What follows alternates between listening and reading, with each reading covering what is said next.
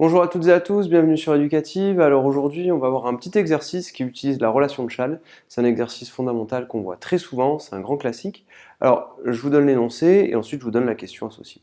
Alors, ABC est un triangle. Donc ABC est un triangle. Et G est un point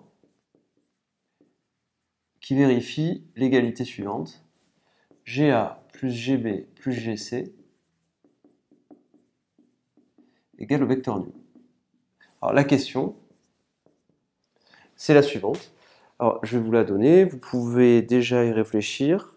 C'est AG égale 1 tiers de AB plus AC.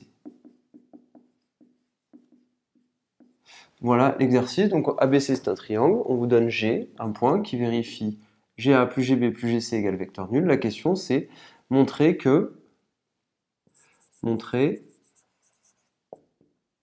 AG est égal à 1 tiers de AB plus AC. Alors, quand vous avez ce type d'exercice, on parle de vecteurs, on parle d'égalité, d'exprimer AG en fonction de deux autres vecteurs. Pensez relation de Chasles. En gros, l'idée, c'est quoi?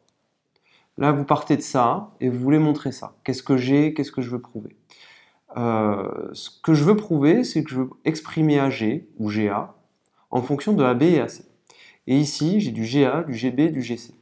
Alors, première idée, c'est de partir de l'hypothèse. Donc, on va écrire ce qu'on a.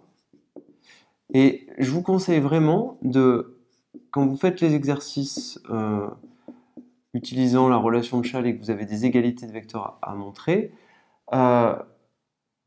dites-vous qu'est-ce que j'ai, qu'est-ce que je veux prouver et faites-le pas à pas. Vous ne trouverez jamais l'exercice du premier coup. C'est-à-dire que là, l'idée c'est j'ai du AG, ici j'ai du GA, là-dedans il y a du AB et du AC, là il n'y a pas de AB et de AC. Donc ce qu'on fait, c'est qu'on va faire apparaître par la relation de Chasles les lettres qui nous intéressent. Donc GA, je le conserve.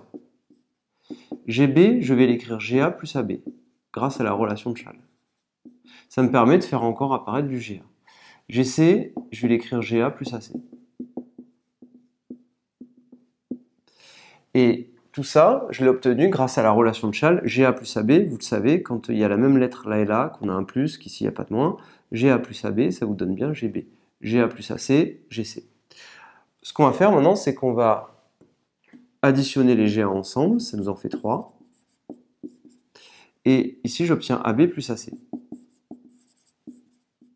Une fois que vous avez fait ceci, vous avez grandement avancé. Vous avez déjà presque ce que vous voulez, c'est-à-dire que ce qui vous intéresse, c'est d'avoir AG en fonction de AB et AC. Là, vous n'avez pas AG, vous avez GA, mais vous savez que c'est égal à moins 3 AG.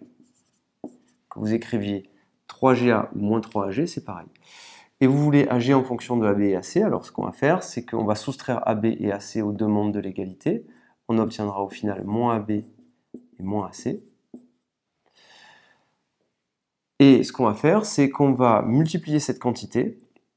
Attention, on ne divise pas des vecteurs. Faites très très attention avec cette idée-là. Ici, ce qu'on va faire, c'est qu'on va multiplier ici et ici. Alors, on va l'écrire un petit peu mieux pour que ce soit très clair. Ici, on a cette chose-là qui est écrite, c'est-à-dire que je peux mettre les parenthèses. Moins 3AG, c'est égal à moins AB plus AC avec les parenthèses. Et ce que je vais faire, c'est que je vais multiplier ici et ici par moins 1. Donc, je multiplie par moins 1 de ce côté-là. Et ici, je vais pareil, multiplier par moins 1. Alors, je vais faire la même chose, je peux le faire de l'autre côté si vous voulez. Ça sera plus clair, fois moins 1.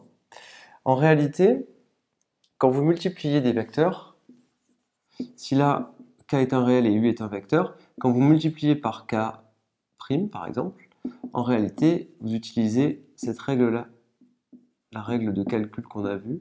Vous allez calculer k' fois u. Ici, c'est la même chose. Je multiplie des deux côtés par moins 1.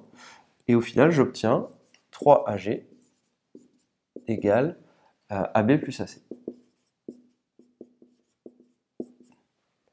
Il ne me reste plus qu'à faire une dernière opération. Je vais multiplier des deux côtés par un tiers.